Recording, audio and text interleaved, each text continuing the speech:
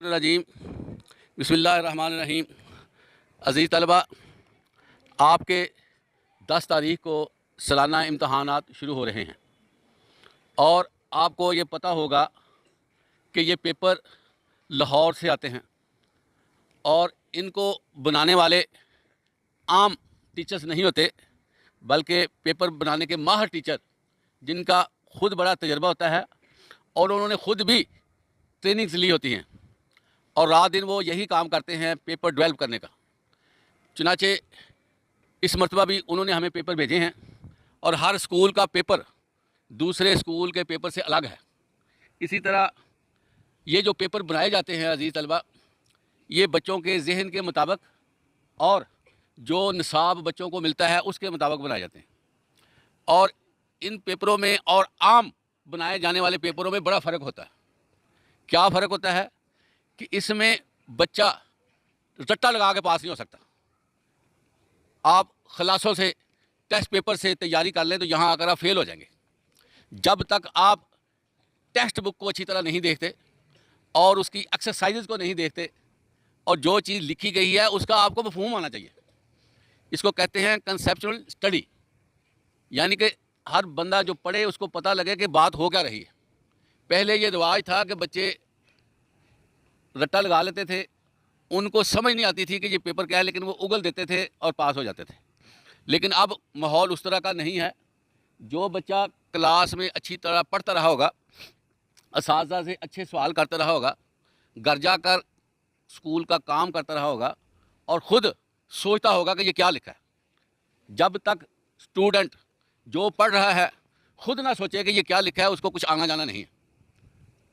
इल्म का तलक जब तक वो रिपीट ना कर दे अपनी ज़ुबान में मुकम्मल नहीं होता।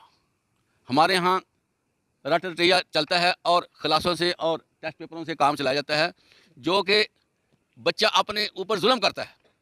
जो बच्चा भी टेस्टों से तैयारी करेगा वो ज़िंदगी में कभी भी कामयाब शख्स नहीं बन सकता और किसी भी जगह इंटरव्यू के मौके पर वो फेल हो जाएगा। तालीम में कोई शॉर्टकट नहीं है कि बंदा रट्टा लगाए और तेज़ी से पढ़ के वो कामयाब हो जाए, ये बात नहीं है। अल्लाह ताला ने ये निज़ाम जो बनाया है ये बड़ा ग्रेजुअली आहिस्ता आहिस्ता चलने वाला है। हत्ता कि अल्लाह ताला ने अपनी किताब भी यक बार की नाज़िल नहीं की, उसको 23 साल में आहिस्ता आहिस्ता लोगों तक भेजा ताकि हर मसले को लोग समझ सकें। क्योंकि असल मसला तालीम हासिल करना नहीं होता, बल्कि सीखने का तल्लुक़ होता है। बंदा कह ले मैंने MA कर लिया है, मैंने MPhil या PhD कर ली है, लेकिन उसको पूछा जाए कि फ़लाँ चैप्टर में क्या चीज़ें थी, वो कहता है मैंने उस वक्त पढ़ी थी, मुझे याद नहीं, ये इल्म नहीं है। बच्चे को हर चीज़ का इल्म होना चाहिए कि ये इसके बारे में क्या बात कही गई है। और ख़ुसूसी तौर पर अज़ीज़ तलबा, जो पहले पहले चैप्टर होते हैं वो बड़े अहम होते हैं। वो इस हवाले से अहम होते हैं कि उसमें तारफ़ होता है। 3 से 4 बच्चे अगर चैप्टर अच्छी तरह पढ़ लेते हैं ना, तो ऑटोमेटिकली अगले चैप्टर्स की बच्चे को समझ आ जाती है। वरना अगले जितने मर्जी वो चैप्टर पढ़ता रहे, देखता रहे, उसको फ़ायदा नहीं। इसलिए तालीम में इत्मीनान बड़ा ज़रूरी है, ज़हनी सुकून बड़ा ज़रूरी है और टाइम देना बड़ा ज़रूरी है। जो बच्चा टाइम देगा वही कामयाब होगा। और जिस तरह अज़ीज़ तलबा मीठा बच्चे पसंद करते हैं, चटपटा पसंद करते हैं, फ्राइड पसंद करते हैं, इसी तरह बच्चे को तालीम भी पसंद करनी चाहिए और पढ़ना भी पसंद करना चाहिए। और जितने टेस्ट मैंने आपको बताया ना कि लोग पसंद करते हैं, सबसे अच्छा टेस्ट पढ़ने का टेस्ट है, सबसे अच्छा टेस्ट लिखने का टेस्ट है, सबसे अच्छा टेस्ट गौर खोज करने का टेस्ट है, सबसे अच्छा टेस्ट स्किल पैदा करने का टेस्ट है। ये जो हमारे यहाँ गैर संजीदगी पढ़ाई में आ गई है, इसने हमें तबाह कर दिया। और बच्चा पढ़ लिख जाता है, उसको बुनियादी कंसेप्ट का नहीं पता होता। उसको अगर वो 8वीं में है और उसको 4थी क्लास का भी कोई सवाल कर लिया जाए तो मुँह उठा के देखने लगता है, इसका मतलब क्या। हत्ता कि हम नमाज़ें पढ़ते हैं, अक्सर बच्चों के नमाज़ों के जो तलफ़्फ़ुज़ हैं वो भी गलत हैं। हालांकि कुरान मजीद भी आपको पढ़ाया जाता है, पढ़ाया आपको सब कुछ जाता है, लेकिन आपकी कोशिश नहीं है कि हम पढ़ें। ज़हनी तौर पर जो आमादगी पढ़ाई के हवाले से होनी चाहिए वो आपके अंदर नहीं बनती। यही वजह है कि हम पीछे पीछे हो जाते हैं। फिर हमारा दिल चाहता है कि कहीं हम यहाँ से निकल जाएँ और पढ़ने वाला काम ख़त्म हो जाए।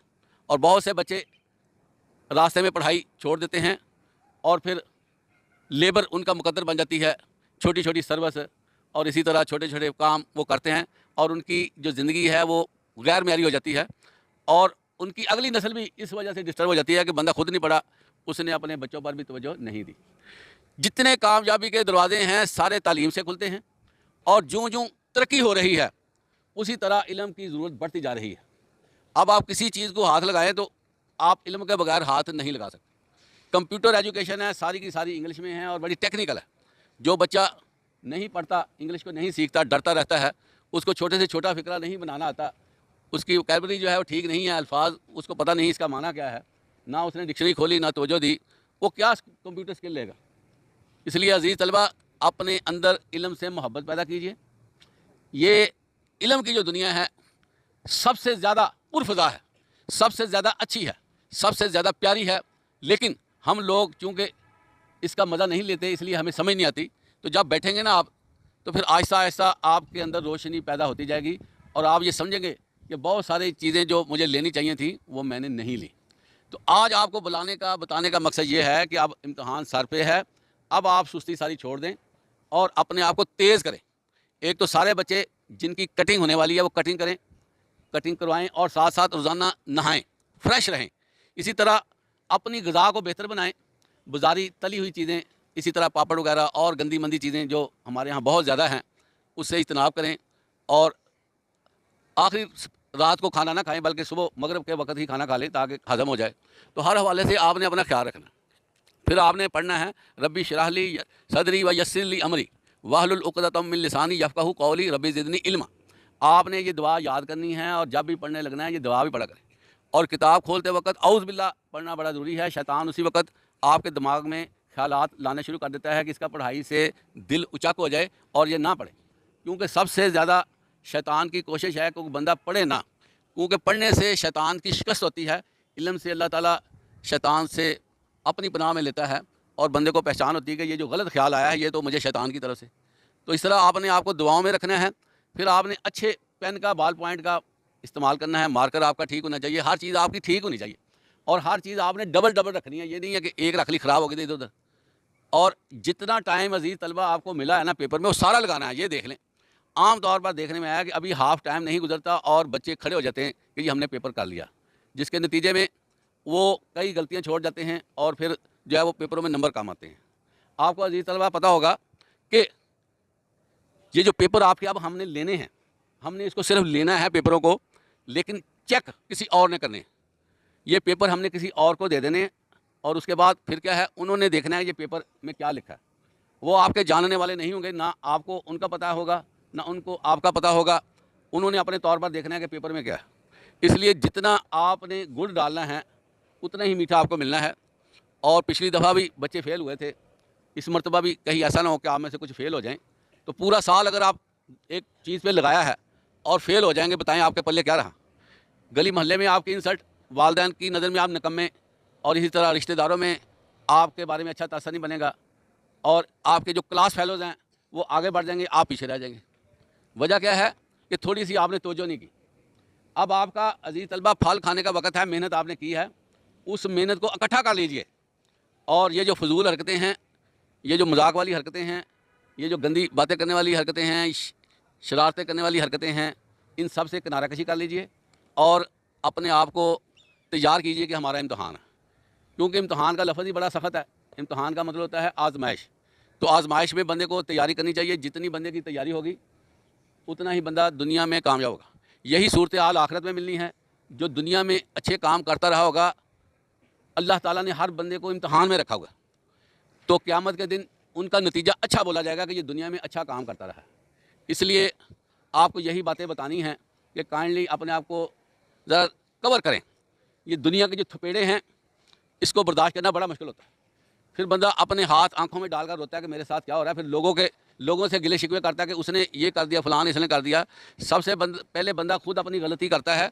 सबसे पहले खुद वो टाइम को ज़ाया करता है, खुद वो अपनी बर्बादी का ज़िम्मेदार होता है और बाद में जो है वो ये मसला बनता है। इसलिए आप सब जो है वो अपने तौर पर तैयारी करें और फ्रेश हो जाएं। 5 वक्त की नमाज़ पढ़ें, इससे भी बंदे का दिमाग हल्का फुल्का होता है, फ्रेश होता है। और इधर उधर जाने की बातें छोड़ें, बाहर निकलने की बातें छोड़ें, अपने घर में करार पकड़ें और वालिदैन के साथ रहें और किताब को हर वक्त अपने हाथ में रखें।